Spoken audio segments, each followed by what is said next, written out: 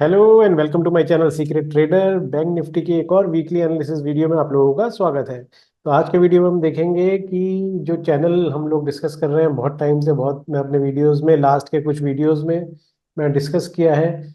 जो चैनल करीबन 2-2.5 साल से चल रहा है 2022 से, उसका क्या स्टेटस है ये चैनल मैंने मार्क किया हुआ है ऑलरेडी। तो शुरू करते हैं अपना वीडियो, जिसमें हम डिस्कस करेंगे कि इस चैनल का क्या स्टेटस है, और फिर हम ये भी डिस्कस करेंगे कि मंडे में हम क्या स्ट्रैटेजी रख सकते हैं और 15 मिनट के चार्ट पे क्या दिख रहा है चार्ट। तो मैं वीडियो शुरू करता हूँ, उससे पहले आप प्लीज़ मेरे चैनल को सब्सक्राइब कीजिए सीक्रेट ट्रेडर को। अगर आपको मेरे वीडियोस पसंद आ रहे हैं तो आप उनको प्लीज़ लाइक भी कीजिए और शेयर भी कीजिए अपने फ्रेंड्स के साथ। तो चलिए शुरू करते हैं अपना वीडियो। तो ये मैंने बैंक निफ्टी का वीकली चार्ट लगाया है। मैं इसकी पहले एक ये लाइन डिलीट कर देता हूँ। अब आप देखिए, ये चैनल की मैं बात कर रहा हूँ जो कि 2022 से चल रहा है, जनवरी से, जिसमें कि ये ऊपर की बैंड और नीचे की बैंड दोनों टेस्ट करते हुए चल रहा है। और यहाँ पे अभी इसने ऊपर टेस्ट किया था जब हमने बात करी थी कि 4,000 पॉइंट गिर सकता है, वहां से अराउंड 3,000 गिर चुका है पॉइंट। तो ये चैनल को रिस्पेक्ट कर रहा है बैंक निफ्टी पिछले 2-2.5 साल से। अब वीकली चार्ट पे अगर आप देखेंगे, यहाँ पे जो इस वीक की कैंडल बनी है वो थोड़ी सी इंटरेस्टिंग बनी है। ये पूरी तरीके से हैमर भी नहीं है, क्योंकि इसका जो बॉडी है बहुत छोटी है। थोड़ी सी बड़ी होती तो ये परफेक्ट हैमर होती। अब ये हैमर भी नहीं है, डोजी भी नहीं है, थोड़ा बीच की कैंडल बन गई है। तो बट इस कैंडल ने किया क्या है, रिवर्सल लिया है। यहाँ पे नीचे अच्छी खासी विक है इसके पास। तो मेरे को लगता है कि थोड़ा रिवर्सल ले सकती है बैंक निफ्टी यहाँ से। और अगर जो इस कैंडल का हाई है यहाँ पे 50,700, इसको क्रॉस करके ऊपर चलना शुरू करती है तो ये थोड़ा सा बाउंस ले सकती है। तो अभी हम थोड़े छोटे चार्ट पे चलते हैं कि कैसा चल रहा है, कैसा दिख रहा है चार्ट। डेली चार्ट पे चलते हैं। डेली चार्ट पे अगर आप आएंगे तो आपको थोड़ा सिचुएशन ज़्यादा बेटर दिखेगी। आप यहाँ पे एक इसकी ट्रेंड लाइन मार्क कर सकते हैं जो ऊपर से आ रही है इस तरीके से। अब ये एक ट्रेंड लाइन मैंने मार्क कर दी है। यहाँ पे क्या हुआ है कि अगर आप इस पोर्शन को देखेंगे जो कि नीचे की तरफ बना है, यहाँ पे ये एक रेंज बना दिया जिसमें कि 5 कैंडल बन चुकी हैं। और आप इनसाइड कैंडल्स मान लीजिए, बड़ी कैंडल के अंदर ये 4 कैंडल और बन चुकी हैं, जिसकी रेंज बन रही है यहाँ पे 50,700 से लेके अप्रोक्सीमेट 49,700 के आसपास। तो ये आप 1,000 पॉइंट की आप रेंज समझिए, ये चल रहा है यहाँ पे बैंक निफ्टी पिछले 3-4 दिनों से।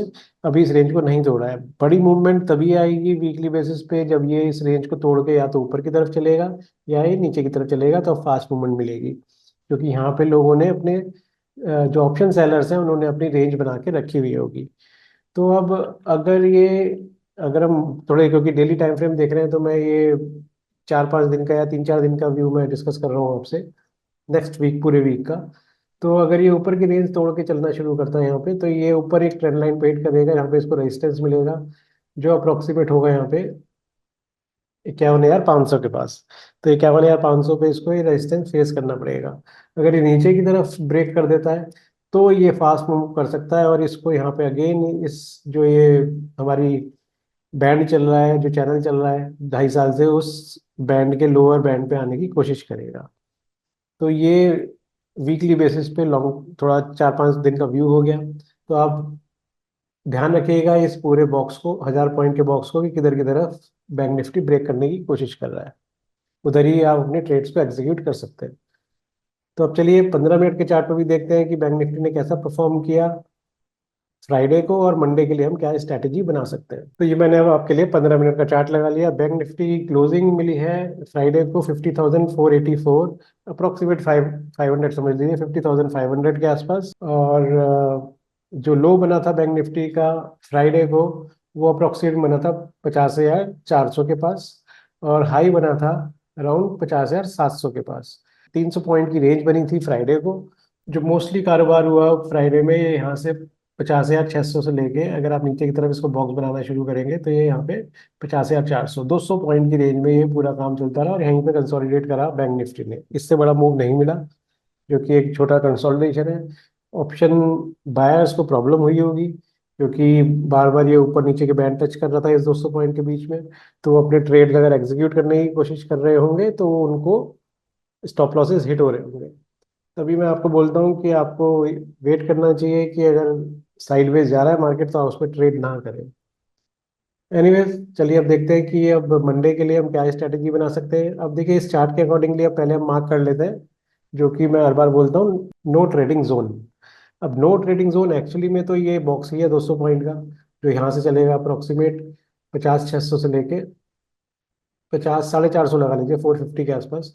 तो आप 150 पॉइंट का ये बॉक्स है जिसमें कि आप नो नो ट्रेडिंग जोन मान सकते हैं, इसमें आप ट्रेडिंग ना करें, क्योंकि मैं ऑप्शन बायर्स की बात कर रहा हूँ और इंट्राडे ट्रेडर्स की बात कर रहा हूँ स्पेशली, क्योंकि उसमें उनके स्टॉप लॉसेस हिट हो जाएंगे।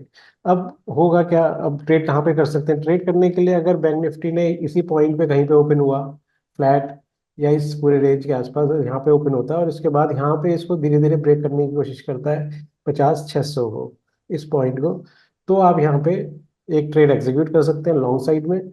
और जो जो आपको लेके जा सकता है, पहला आपको इमीडिएट रेजिस्टेंस जो मिलेगा 50-700 के पास मिलेगा। पर उसके बाद आप देखिए 50-700 का क्रॉस करता है तो क्या होगा? अब 50-700 की जगह आप थोड़ा सा इसको इस पॉइंट पे लगा लीजिए 50-750। तो 50-750 का रेंज अगर यहाँ पे टच करता है, जो कि मैं मार्क करता हूँ आपके लिए यहाँ पे अप्रोक्सीमेट इस पॉइंट पे, ये मैंने लाइन ड्रॉ की है आपकी, अगर ये यहाँ पे फ्लैट खुल के और यहाँ पे ऊपर ब्रेक करके 600 को 750 तक पहुंचता है, यहाँ पे आपको वेट करना है, क्योंकि यहाँ से ये फॉल आया था, बहुत बड़ा फॉल आया था।